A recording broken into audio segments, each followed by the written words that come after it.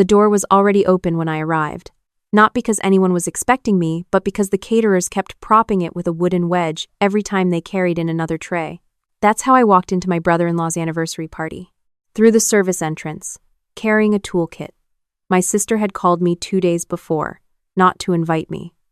To ask if I could take a look at the bathroom sink before guests arrived, because the drain had been slow for weeks, and my brother-in-law didn't want to call a real plumber for something so minor. I said yes.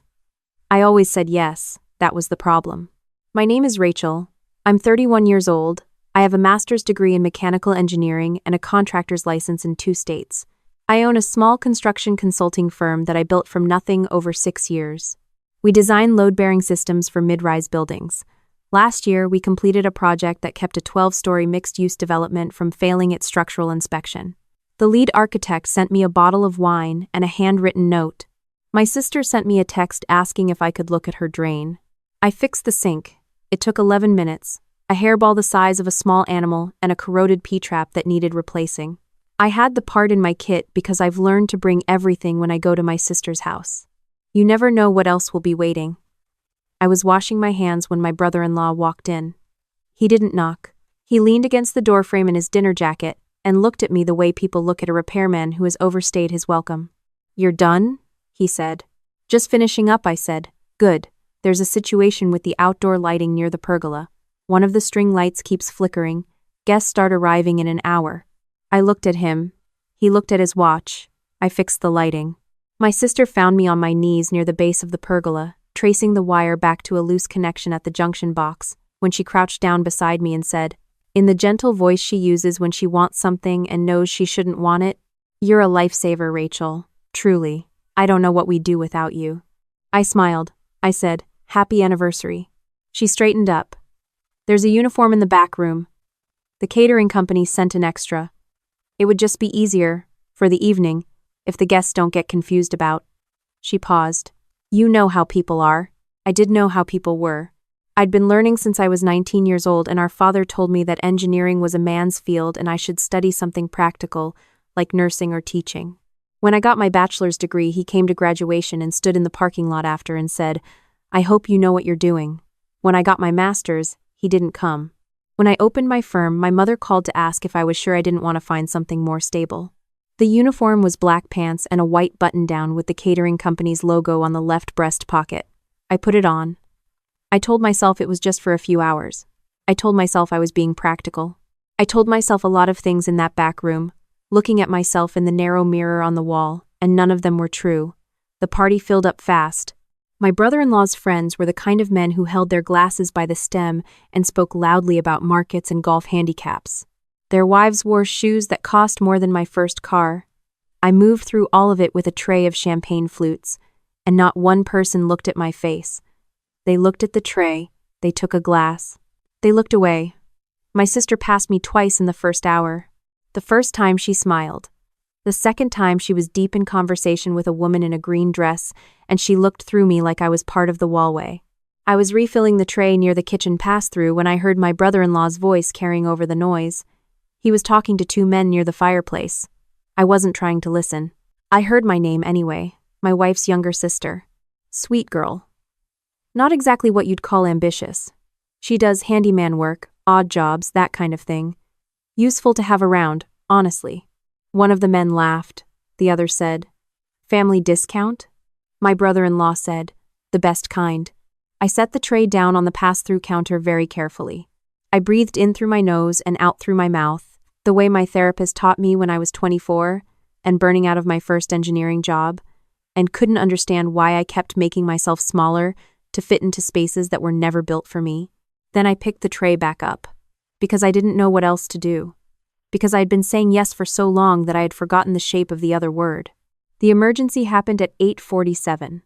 I know the exact time because I had just looked at my phone, calculating how much longer I had to stay before I could leave without my sister calling it a scene. The sound came from the far side of the room, a sharp crack, like a joint popping, and then a thud that silenced the music before anyone thought to turn it off. A woman was on the floor near the bar cart. 60, maybe 65, silver hair fanned out around her head. She had gone down hard. A man beside her, her husband, I would learn later, was already crouching, calling her name, his voice doing the thing voices do when fear moves faster than words. People pulled back in that particular way they do in emergencies, creating a circle of space that looks like consideration but is mostly helplessness. Someone said, "Call 911. Someone else was already on their phone. A third person said, "Does anyone know CPR?" in the voice of someone who was hoping very hard that someone else would answer. I was moving before I finished thinking. I handed the tray to the nearest person without looking at who it was. I crossed the room. I said, "Excuse me," twice, and people moved because something in the way I was walking made them move. I knelt beside the woman on the floor and put 2 fingers to the side of her neck. "What's her name?" I asked the man crouching across from me. "Margaret." "Maggie." "She's my wife." "Has she had heart trouble before?" "Yes, 2 stents. 3 years ago. Pulse present, weak and irregular, breathing shallow, eyes half open, unfocused. Not a full cardiac arrest, but close enough to the edge that close enough wasn't good enough." "Maggie?" I put my hand on her shoulder. "Maggie, I'm Rachel, I'm here. Can you squeeze my hand?" A faint pressure. "There, good. Stay with me." I tilted her head back slightly, kept checking her airway, kept monitoring the pulse. I told her husband to stay where he was and keep talking to her. I told the man behind me to make sure the front door was unlocked for the paramedics. I told the woman to my left to find something flat, a folded jacket, a firm cushion to slide under Maggie's feet, gently, to help circulation. People did what I said. That surprised me, and then it didn't. Maggie's breathing steadied a little. Not a lot, enough. The paramedics arrived in 6 minutes. Later, one of them told her husband that the positioning and the calm management of the scene had kept her stable. He said it mattered. I was standing near the kitchen door when he said it, and I heard it, and I thought about the catering logo on my chest and felt something I didn't have a word for yet. The room reassembled itself slowly, the way rooms do after something real has happened inside them. The music didn't come back on, people spoke in lower voices.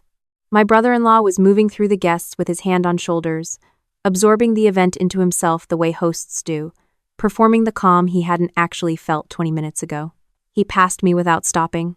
My sister found me in the kitchen, washing the small amount of blood that had gotten onto my hands when I'd adjusted Maggie's position. A cut on her palm from the fall minor, but I'd kept pressure on it. That was my sister started. "I learned some first response training a while back," I said, "through work," which was true. I had also, through work, spent 4 months on a construction site in rural Montana where the nearest hospital was 90 minutes away, and the site manager had required everyone on the crew to complete an advanced first aid certification. I was the only one who had gone back and taken the full emergency response course on my own time, because I had decided that if something went wrong, I wanted to be someone who knew what to do. My sister nodded. She looked at me the way she sometimes looks at me, like she is trying to reconcile 2 different pictures that don't quite fit together. Then someone called her name from the other room and she went. I was thinking about leaving. I was calculating the minimum number of minutes I had to wait before the exit could be quiet. I was thinking about my car in the side lot and the drive home and the particular silence of my apartment on Saturday nights, which I have mostly made my peace with. That's when the man appeared in the kitchen doorway. He was tall, mid-60s, with the kind of posture that doesn't come from yoga or self-consciousness. It comes from decades of being the person everyone in the room orients toward without being asked to. He was wearing a dark gray suit, no tie, and he was looking at me with an expression I couldn't immediately read. "You were the one on the floor with Maggie," he said. It was not a question. "Yes." "Where did you train?" I thought about how to answer that. "Construction and engineering," I said, "but I've done extensive first response work." He was quiet for a moment. He had the kind of quiet that doesn't feel empty. "My name is Daniel Forsyth," he said. "Maggie is my sister." I told him I was glad she was stable. He nodded slowly, still watching me. "You directed that room," he said, calmly, clearly. "You assessed her condition, delegated tasks, and kept her stable for 6 minutes without equipment. I've watched people with formal medical training do less in better circumstances." I didn't know what to say to that, so I said nothing. "What do you actually do?" he asked. Not unkindly. The way someone asks when they already sense the answer is more than what the surface suggests. I looked down at the catering logo on my chest. Then I looked back up. "I'm a structural engineer," I said. "I run a construction consulting firm." We do load-bearing systems, mostly mid-rise. I'm here because my sister needed her sink fixed before the party. Something shifted in his expression. Not surprise exactly, more like confirmation. Forsyth Development, he said. You may have heard of us. I had heard of them. Everyone in my field had heard of them. Forsyth Development was the company behind 6 of the largest mixed-use projects built on the eastern seaboard in the last decade. They were also, as of 8 months ago, the company that had put out a private tender for a structural consulting firm to partner on a 40-story residential tower in Philadelphia, the most significant project in my firm's potential reach, and one we had been quietly preparing a bid for. I kept my face neutral. I'm familiar with your work, I said. I've been looking at consulting firms, he said. We put out a tender earlier this year. The internal review is ongoing. He paused. We had a submission from a firm called Callaway Structural Solutions. The technical analysis was exceptional. The load distribution modeling for the foundation system was our chief engineer said it was the most elegant solution he'd seen for that soil profile. Callaway Structural Solutions was my firm. I had renamed it 3 years ago after buying out my original business partner. I had submitted the Philadelphia tender under that name, as I always did, because I had learned early that certain doors open more easily when they don't know a 31-year-old woman is on the other side. That's my firm, I said. Daniel Forsyth looked at me for a long moment, then he said, Of course it is. He said it the way someone says something, when the world has just arranged itself into a shape that makes sense, finally, after being slightly off-kilter for a long time. My brother-in-law appeared in the kitchen doorway. He was in full hosting mode, the smooth social version of himself that he wore to these things like a second dinner jacket. Daniel, there you are, can I get you anything? And he looked at me, the way you look at someone who is standing somewhere you didn't expect them to be. Rachel, you can take the rest of the evening off. I think we're winding down. Daniel Forsyth looked at my brother-in-law. Then he looked at me. Then back at my brother-in-law. You know Rachel? He said. My wife's sister, my brother-in-law said. He smiled the smile. She helps us out around the house sometimes. Very handy. She just kept your guest alive, Daniel said. His voice was pleasant. It was also very clear. And she runs the firm that submitted the strongest technical bid we've seen in 4 years of looking for a structural partner for the Philadelphia Tower. My brother-in-law's smile didn't disappear. It just stopped meaning anything. I wasn't aware that Rachel. I'd like to set up a formal meeting, Daniel said to me, as if my brother-in-law had not spoken. With you and whoever you'd like to bring from your team. Early next week if you're available. We've been delaying the decision, but I think we've found what we were looking for. He reached into his inside jacket pocket and produced a card. He held it out to me. I took it. Thank you, I said. Thank you, he said. For Maggie. He nodded once, turned, and walked back into the party, and I stood in that kitchen in a catering uniform with a business card in my hand, and my brother-in-law 2 feet away from me, and the silence between us was the loudest thing I had heard all night. My sister appeared behind him. She had caught the end of it. I could tell by her face the particular expression of someone recalibrating something they thought they already understood. Rachel, she started. I folded the card and put it in my pocket. I unclipped the catering logo pin from my shirt and set it on the counter. Underneath it was the regular white fabric of my own shirt, which I'd been wearing beneath the uniform all evening. I'll get my toolkit from the bathroom, I said. I'll let myself out. Nobody said anything while I walked through the party to retrieve my bag. I passed my brother-in-law's friends near the fireplace. I passed the bar cart where Maggie had fallen, someone having quietly righted the overturned stool. I passed my sister twice more, and she opened her mouth both times and closed it again. At the front door, I stopped. Not for drama. I stopped because I had left my jacket on the hook behind the door, and I needed it because it was April and still cold. My mother was standing near the entry table. She had arrived late, as she often did, and she was watching me with the expression she has worn for most of my adult life, the one that lives somewhere between concern and confusion, as if I am a piece of furniture she ordered that doesn't quite match the room. You're leaving already? She said. I have an early morning, I said. You look nice tonight, she offered. Useful. I kissed her cheek. I put on my jacket. I walked out. Outside it was quiet and cold, and the parking lot was half lit by a single lamp near the back row. I found my car. I sat in the driver's seat without starting the engine for a few minutes, and I thought about the first time I had explained to my family what structural engineering was, and my father had said, "So you calculate things?" and moved on.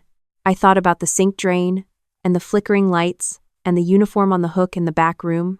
I thought about Maggie's hand, squeezing mine on the floor, faint and present. I thought about what it had cost me, all of it, and where the cost had actually been. It hadn't been in the insults. Not exactly. The cost was in all the moments I had absorbed them without correction, not because I lacked the words, but because I had convinced myself that being tolerated was the same as being accepted, and that shrinking was the same as being accommodating, and that keeping the peace was worth whatever I had to fold away to do it. The cost was in the catering uniform I had put on without argument, in the toolkit I had carried through the service entrance, in the 11 years of yes when I could have, at any point, said something else. I started the car. I pulled out of the lot. The city came back into view slowly, the way it always does when you've spent a night in a house that treats you like furniture, bright and indifferent and entirely itself, with no interest in what you were or weren't inside someone else's walls. I called my operations director from the car. She picked up on the second ring because she is that kind of person. "I need you to clear my Tuesday morning," I said. "We're going to the Philadelphia meeting." She was quiet for exactly 2 seconds. Then she said, "Finally." I said, "I'll send you everything tomorrow." She said, "Get some sleep." I drove home. I made tea. I sat at my kitchen table with the business card in front of me and a yellow notepad, and I started writing down everything I wanted to say in that meeting: the load distribution model, the foundation phasing approach, the cost per square foot analysis we'd refined over 8 months of preparation. I wrote for 2 hours. Not because I needed to. I had it all in my head already. I wrote because writing it made it real, in a way that tonight hadn't quite managed yet, and because I am, at my core, an engineer, which means I believe that the most important things deserve a structure strong enough to hold them. I didn't call my sister that night, or the next day. She called me on Sunday afternoon, and I let it go to voicemail, and she said, in her careful voice, "I didn't know, Rachel. About the firm, about the bid. I want to talk." I listened to the message twice. I didn't delete it. I set the phone face down on the table and went back to my notepad. There are things I know about buildings that most people don't think about. The most important work in any structure isn't visible. It's below grade, in the foundation, in the load paths that transfer the weight of everything above down into the earth. A building can look finished and solid from the outside and be under-designed at the base. It will hold for a while, and then it won't. I had been under-designed at the base for a long time. Not in my work, in what I allowed. I was working on fixing that now, one meeting at a time. The Philadelphia project was 38 floors of residential and commercial space, with a mixed-use podium and a below-grade parking structure on a site with complicated soil conditions near the river. It was exactly the kind of problem I had been training for since I was 19 years old, and someone told me I should study something more practical. It was the kind of problem that had exactly one right answer, and I already knew what it was. I was ready.